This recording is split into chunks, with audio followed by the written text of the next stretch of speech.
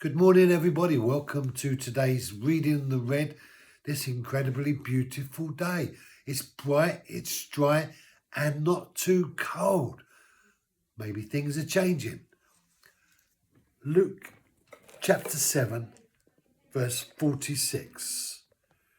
You did not anoint my head with oil, but she anointed my feet with perfume. You did not. So he should have, but he did not. And the idea of him not doing what he should have is important.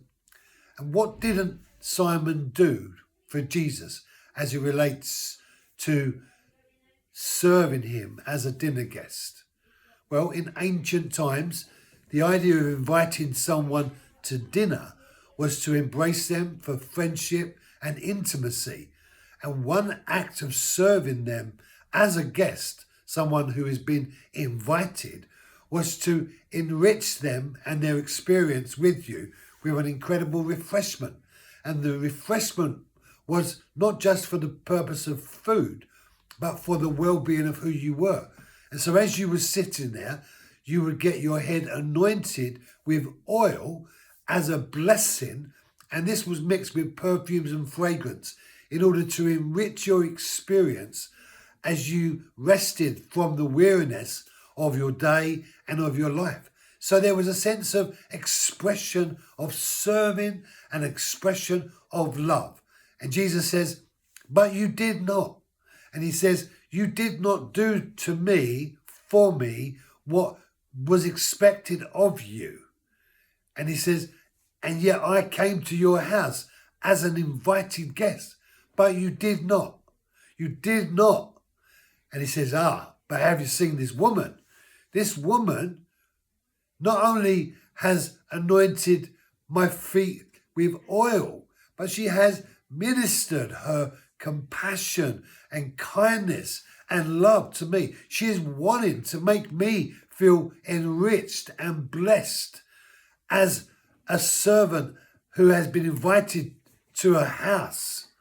Brothers and sisters, when God came into our lives, when God gave Jesus, when God invited the Holy Spirit to be resident in us, we invited him in as a guest to live in this temple.